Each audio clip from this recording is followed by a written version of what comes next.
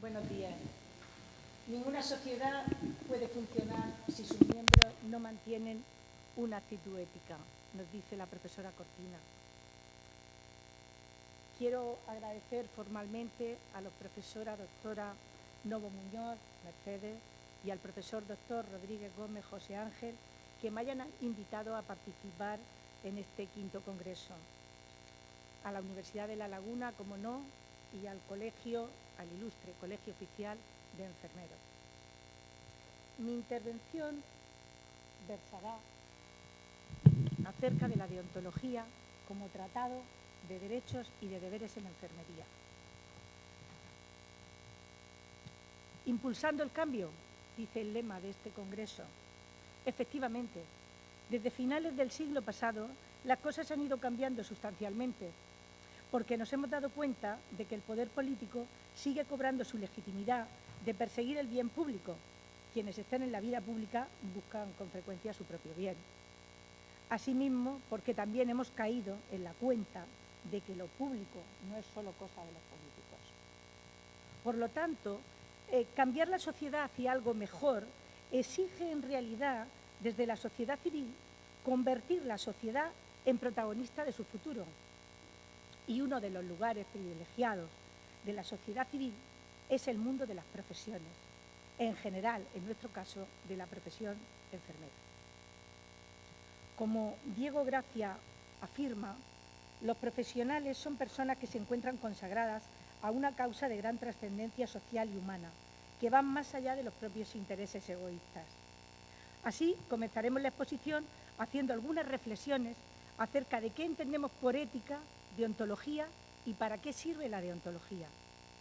Miren ustedes, la ética y la deontología son conceptos intercambiables, porque entre sí son complementarios. La deontología normativiza y exige conductas que sin de la perspectiva ética que impele motivaciones se quedaría sin punto de referencia porque faltaría sentido al porqué de las normas deontológicas. Por ello, veremos el concepto de deber, que es a través de Kant, al tratar de construir su sistema de moralidad, donde se explica el deber moral. ¿Y cuál es su razón específica? Esta no radica en el sentimiento, sino en la razón, persiguiendo producir una voluntad buena, una voluntad que quisiera hacer el bien. El deber moral es la representación de la ley que solo se encuentra en el ser racional. Es lo que constituye específicamente el núcleo del deber moral. Es por ello que deber y derecho sean términos muchas veces correlativos, pero no siempre. Cuando un deber genera un derecho en los demás, podemos hablar de derechos perfectos, y estos son los que habitualmente se plasman en las leyes jurídicas. Por el contrario, cuando un deber no genera un derecho en los demás, hablamos de deberes imperfectos, que no suelen convertirse en ley. El derecho siempre se basa en el criterio de la universalización y la moral parte del criterio de la particularización, de que todos somos distintos, tenemos ideales de perfección, proyectos de vida y de felicidad específicos y que además estos son moralmente obligatorios para cada uno de nosotros. Como ya sabemos, derecho es la primera reivindicación para cualquier obligación de la persona. Se basa en la justicia, la moralidad y la legalidad. El derecho acepta como norma o ley lo que la ciencia determina en cada momento como actuación correcta. Por tanto, acepta como actuación correcta toda aquella que tanto para la disciplina de enfermería como para la medicina podemos definir desde unos criterios científicos generales a la hora de actuar, y esto es a lo que llamamos la lex artis. El sentir que quiere expresar la lex artis es el modo de actuar propio de un buen profesional o de un buen técnico. Establece los límites entre el poder prever y el deber evitar. Esto conduce a fijar los rangos entre el riesgo permitido o asumido y el resultado lesivo penalmente relevante, sin olvidar las esferas de responsabilidad ya individual o bien del equipo o bien de la institución donde estemos trabajando. La deontología, podemos asegurar que la ética y la deontología son absolutamente necesarias desde cualquier punto en que se les analice, situando a la deontología entre la ética y el derecho. La deontología como disciplina puente entre lo ético y lo jurídico puede considerarse como el conjunto de normas de menor grado de positivación que no están regidas por sanción estatal, pero que sin ser netamente jurídicas sí que implican disposiciones disciplinarias, dado que emanan de un autocontrol de la profesión. A continuación pasaremos a describir muy brevemente las funciones, la finalidad, las características y la valoración del Código Deontológico de la Enfermería Española. Voy a pasar rápidamente, puesto que doy por hecho que todos conocen el Código Deontológico, para poder resaltar otros puntos de la ponencia. Las funciones de los códigos deontológicos, la finalidad,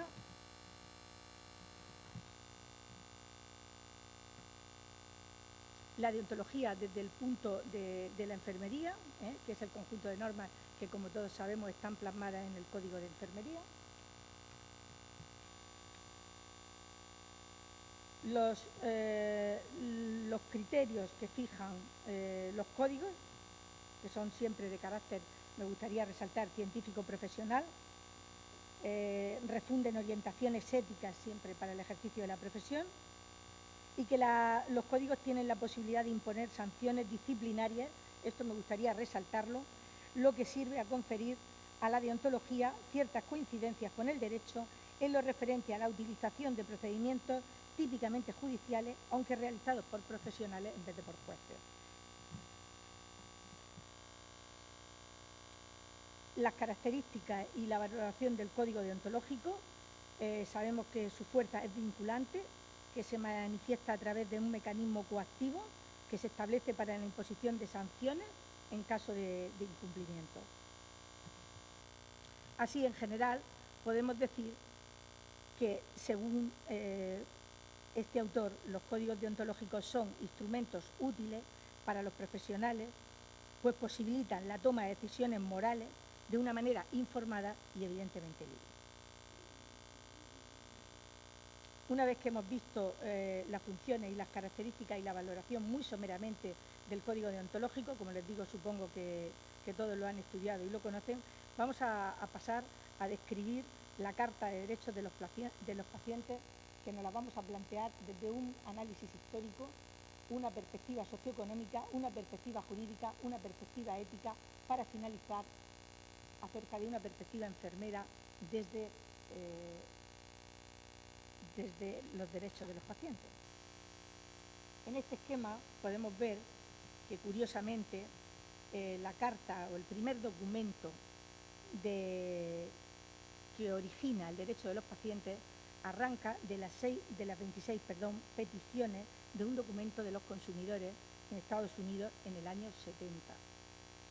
La primera Carta de Derechos de los Pacientes en Estados Unidos surge en el año 73, estamos hablando del siglo pasado. El origen internacional lo adquieren en el año 1975, el Consejo de Europa lo da por válido en el 76 y en España el Real Decreto 2082 en el año 78. Fíjense, en nuestro país, el Instituto Nacional de la Salud en aquel tiempo, en el año 84, es el que pone en marcha el plan de humanización hospitalaria para llevar a cabo la Carta de Derechos de los Pacientes en su momento.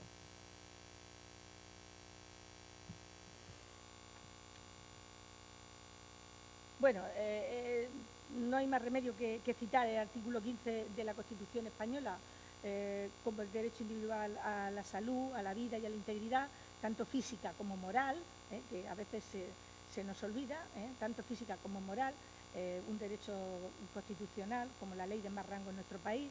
También citar el artículo 3 y el artículo 25 de los derechos humanos, en lo que todo individuo tiene derecho a la vida, a la libertad y a la seguridad de la persona, así como a un nivel de vida adecuado que le asegure, así como a su familia, la salud y el bienestar. Yo me atrevería a decir que derechos, por desgracia, que todavía cuesta trabajo ver que se cumplan en pleno siglo XXI. El plan de humanización se basa en el derecho a la vida, a la asistencia sanitaria, el derecho a la información y el derecho a la muerte digna. teniendo en cuenta que son cuestiones que están totalmente vigentes, y les recuerdo que el plan de humanización se pone en marcha en nuestro país en el año 84, cuando todavía no teníamos el marco legal de dicho plan, que nos sale hasta la publicación de la Ley General de Sanidad en el año 1986. Bueno, pues facilitar el acceso. Yo creo que todos, bueno, los mayores que estamos aquí en el auditorio sí hemos conocido aquel plan de humanización, y bueno, parte de él podemos decir que se está intentando cumplir todavía en pleno siglo XXI. Esa sería la reflexión. Actualmente vemos que los profesionales de enfermería se reconocen a sí mismos como tutores de estos derechos de los pacientes, demandando en ocasiones que permiten a estos ejercer el disfrute de los mismos, cuando ellos no pueden hacerlo, basándose no solo en una obligación legal y deontológica de proteger a los pacientes, sino también por entender que una asistencia y unos cuidados que carezcan de este elemento pues, no podrán ser nunca, como ahora mismo decimos, como cuidados certificados de calidad, ¿no? Calificarlos de calidad. Referente a la perspectiva socioeconómica, ya hemos dicho y recordemos que los derechos de los pacientes nacieron como un paso de aquel movimiento de los consumidores en Estados Unidos, y de ahí que la salud sea uno de los sectores prioritarios en toda la economía del consumo, como todos sabemos. Aquí es donde cobran sentido económico todos los códigos de los derechos de los consumidores, y concretamente los consumidores sanitarios, es decir, los códigos de los pacientes y de los usuarios. Podemos ver que desde el punto de vista económico todos los derechos de los pacientes se resumen en uno. Todo hombre, tanto sano como enfermo, tiene derecho a consumir salud. Este derecho, por lo demás, es un derecho primario, razón por la cual tiene un rango constitucional. Hemos desglosado los derechos de los pacientes en derechos civiles o políticos, en derechos sociales y culturales, y una tercera generación de derechos, que es la que se está intentando poner en marcha, que serían los derechos ecológicos. Ya hoy día hablamos de una ética y una ecología para el cuidado de la naturaleza, y si lo llevamos a nuestro terreno laboral, pues vemos todos en las instituciones los diferentes contenedores, la clasificación que tenemos para ir cuidando el tema de esos derechos ecológicos. Desde la perspectiva jurídica, resaltar, bueno, obviamente aquí no vamos a referir a lo que llamamos los derechos sanitarios desde la perspectiva jurídica, sino que en la primera generación de derechos, como los derechos civiles o políticos, y como sabemos, el derecho a la salud forma parte de ellos. En la segunda generación de derechos naturales estaría constituida por lo que llamamos derechos sociales y culturales. Y de la tercera, que ya hemos comentado, que estaríamos hablando de los derechos de los consumidores, vamos, de los derechos de la naturaleza, por decirlo de alguna manera. He intentado en esta diapositiva, en esta transparencia, unir el primer derecho a la salud, que sería como el derecho, bueno, es un derecho deontológico y que iría unido al principio de autonomía. Y el segundo, el derecho a la asistencia sanitaria, sería la actuación como moralmente buena, e iría unido al principio de beneficencia. Por eso cuando hablamos de los principios desde la bioética, y que primaría siempre el principio de autonomía sobre el principio de beneficencia, primaría, como vemos claramente, la salud y por el principio de beneficencia la asistencia sanitaria. A continuación citaremos, voy a citar una recopilación, que seguro que ustedes conocen algunas más, de las declaraciones de los derechos específicos que actualmente tenemos. La Declaración de los Derechos del Niño, los derechos de las personas con discapacidad, los derechos de los pacientes con cáncer, los derechos de las personas mayores, los derechos de los enfermos en situación terminal, los derechos de los pacientes psiquiátricos, los derechos de la mujer embarazada y los derechos de las personas con VIH-Sida. Esto es una pequeña recopilación que yo he hecho, seguro que ustedes conocen algunos más. No puedo pasar por alto el tema de, una vez que hemos hablado de esta Declaración de Derechos de los Pacientes desde las tres perspectivas, no podemos pasar el tema de la responsabilidad que implica al profesional de enfermería y la deontología, teniendo en cuenta todas estas declaraciones. La responsabilidad profesional en enfermería es la obligación que toda enfermera tiene de responder a sus actos, reparando o satisfaciendo por sí o por otro el menoscabo causando involuntario o involuntariamente el desempeño de sus funciones. Aquí también nos recibimos que tanto a las acciones como a las omisiones. Para simplificarlo, también lo he llevado a los tres ámbitos de aplicación: el ético, el legal y el deontológico. Voy a resaltar el ámbito deontológico. Si las normas deontológicas, éticas, orientadoras, se pueden contraponer, las normas disciplinarias del derecho, las legales, las normas deontológicas, enlazan el fin orientativo con el disciplinario, sin quedar confinadas en ninguno de los campos. La deontología permite a los profesionales definir sus propios legítimos y diferenciadores códigos de comportamiento con una simbiosis de lo ético y de lo jurídico. Y, bueno, pues incidir en que la deontología la vemos como esa disciplina puente entre lo ético y lo jurídico. Dentro de la clasificación clásica de la responsabilidad penal, civil, disciplinaria, patrimonial, que no voy a entrar en esto, sí me voy a resaltar que con relación a las normas deontológicas tenemos que saber que el tipo de responsabilidad que puede exigirse es la denominada responsabilidad corporativa o colegial y se genera por conductas que atentan precisamente contra los códigos deontológicos.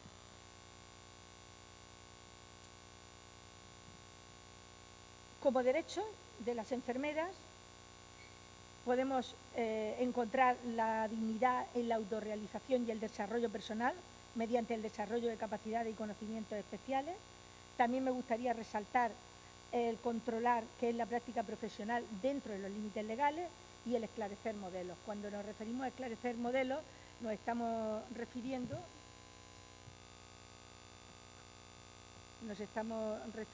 a metodología en toma de decisiones. Yo trabajo mucho pues casos clínicos, supuestos, prácticos con los alumnos y con los profesionales. Tengo validado una metodología que se ajusta a las creencias y a los valores de la enfermería española, en la que ya hemos tenido experiencias en las instituciones sanitarias, concretamente en el Hospital 12 de Octubre de Madrid, en Puerta de Urgencias, también en el Hospital Gómez Ulla, en Madrid, en el Hospital Universitario de Virgen de la Risaca, de Murcia. Bueno, actualmente, quería hablar aquí dentro de la responsabilidad de las enfermeras, también el potenciar el máximo el bienestar del enfermo, que es obvio, eso ya lo sabemos, que es una responsabilidad nuestra, pero quería resaltar el apoyo al familiar, que nos es de gran ayuda a la hora de nuestros planes de cuidado. También quería resaltar el colaborar con la política del hospital, que hoy día son situaciones difíciles y tenemos también esa responsabilidad. Y comentar las propias pautas de atención de la enfermera, que también en las instituciones se están dando los relevos pues, a través de sesiones clínicas específicamente de enfermería, incluso cuando hay pues, casos conflictivos en los que hay problemas pues, de ética, ¿no? A la hora de intentar resolver los casos, pues constatarlo desde un equipo interdisciplinar. Actualmente el progresivo aumento de la conflictividad, estarán de acuerdo conmigo, en las relaciones entre los profesionales sanitarios y los usuarios, ha desembocado, como se viene observando desde algunos años, en los países de nuestro entorno socioeconómico, en una progresiva juridificación de las mismas. Vemos que hay una serie de factores que son ajenos a las ciencias de la salud, pero el mayor desarrollo sociocultural de la población, La incidencia de la mentalidad, de la sociedad de consumo, la irrupción de los medios de comunicación social en el quehacer sanitario originan en la población que acude a los servicios sanitarios una nueva mentalidad proclive a la defensa de sus intereses como consumidores, desarrollándose el concepto de cliente o usuario que ha sustituido al de paciente, judicializando en ocasiones la relación del profesional con el usuario y con el paciente. Los profesionales de enfermería estarán de acuerdo conmigo en que se enfrentan a una nueva actitud hacia el paciente derivada del novedoso concepto de la responsabilidad profesional, que implica una serie de riesgos que deben atenuarse mediante una combinación de elementos a su alcance que se refieren a una continua mejora en los conocimientos técnicos, una buena consideración en la relación enfermero-paciente, que se ponga énfasis en el cumplimiento de un estricto consentimiento informado, unos registros adecuados y, por último, yo diría que un plus de consideración, si cabe, hacia una mayor humanización.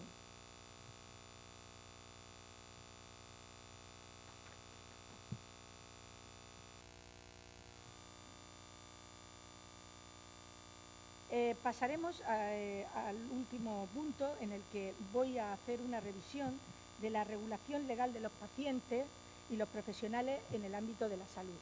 Para ello, bueno, pues tengo que partir, como siempre, del artículo 43 de la Constitución, que establece su ámbito objetivo definiendo el derecho a la protección de la salud, como todos ustedes saben. También a la Ley General de Sanidad y a la Ley de Cohesión de Calidad. Referente a la Ley General de Sanidad, la 14/86, pues resaltaremos el derecho a la personalidad, dignidad e intimidad, a la no discriminación, el derecho a la información y el derecho a la confidencialidad de la información en su proceso. La Ley de Cohesión y de Calidad, la 16/2003, habla del derecho a disponer de una segunda opinión siempre del facultativo sobre el proceso y el derecho a recibir la asistencia sanitaria en la comunidad autónoma de residencia. La Ley 16/2003 de Cohesión y Calidad del Sistema Nacional, el derecho a recibir siempre por parte del Servicio de Salud de la comunidad autónoma en que se encuentre desplazado y en el catálogo del Sistema Nacional de Salud, pues en idénticas condiciones como los residentes que fueran de esa comunidad. La Ley 41/2002 de Autonomía del Paciente, que es, bueno, la tenemos en el quehacer diario, diría yo, presente en todo momento. El derecho a la información de la asistencia, el derecho a la intimidad y el tema del consentimiento informado.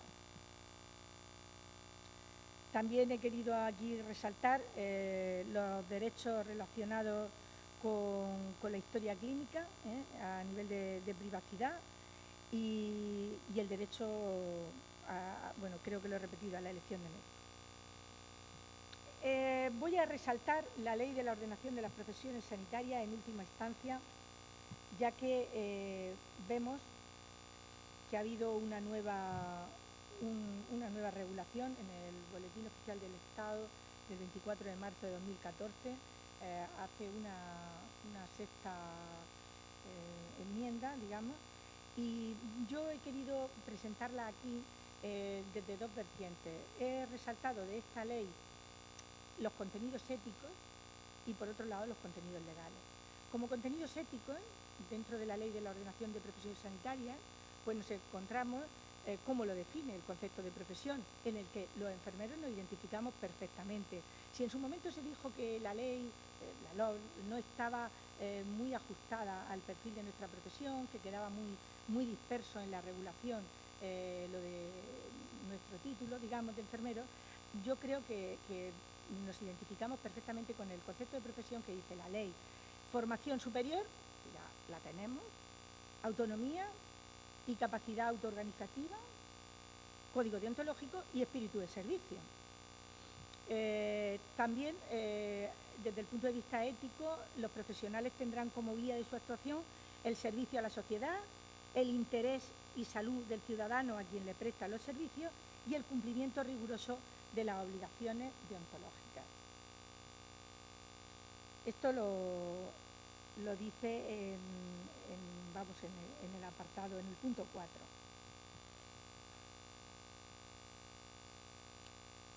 Referente a los contenidos legales, como les comentaba, la disposición final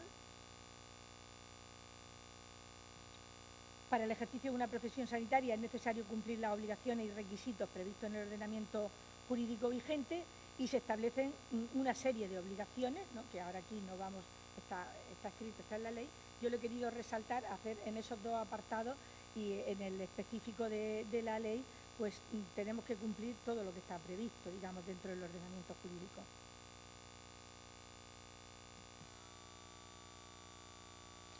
A continuación, me gustaría resaltar el foro que se ha creado dentro del artículo 47,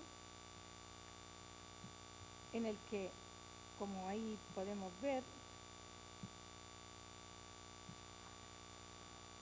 es un órgano colegiado de participación de las profesiones sanitarias tituladas y que depende del Ministerio de Sanidad, de los Servicios Sociales y de Igualdad, y que tiene como objetivo contribuir a la mejora de la calidad asistencial y de las condiciones del ejercicio de estas profesiones. Ahí yo creo que nos da de lleno y me agrada que en la composición de estructura y funcionamiento se determinan reglamentariamente, funcionará por grupos de trabajo y recoge que contará con un grupo médico y un grupo de profesionales enfermeros. Y ya para concluir, he agrupado en 3 puntos importantes de reflexión y de conclusión a todo lo descrito. En primer lugar, las instituciones sanitarias. Las instituciones sanitarias y los profesionales de la salud deben garantizar el cumplimiento de los derechos que ya hemos mencionado y prestar una atención de calidad técnica y ética respetando la deontología profesional. Consideramos necesario la puesta en marcha de las comisiones deontológicas para la defensa de los derechos tanto de los profesionales de enfermería como de los propios usuarios y pacientes. En segundo lugar, el reconocimiento explícito de la legislación sanitaria de aspectos éticos deontológicos deberían favorecer un sistema sanitario con mayor fundamentación ética en la medida que enfermería como profesión independiente debe ofrecer las mayores garantías para conseguir la excelencia, sin prescindir de los valores éticos en los que se debe de inspirar siempre la ley. Y como tercera y última conclusión, debemos tener conocimiento de las razones sociales que justifican la conveniencia de nuestro código deontológico y de los colegios profesionales, que son los que le dan soporte.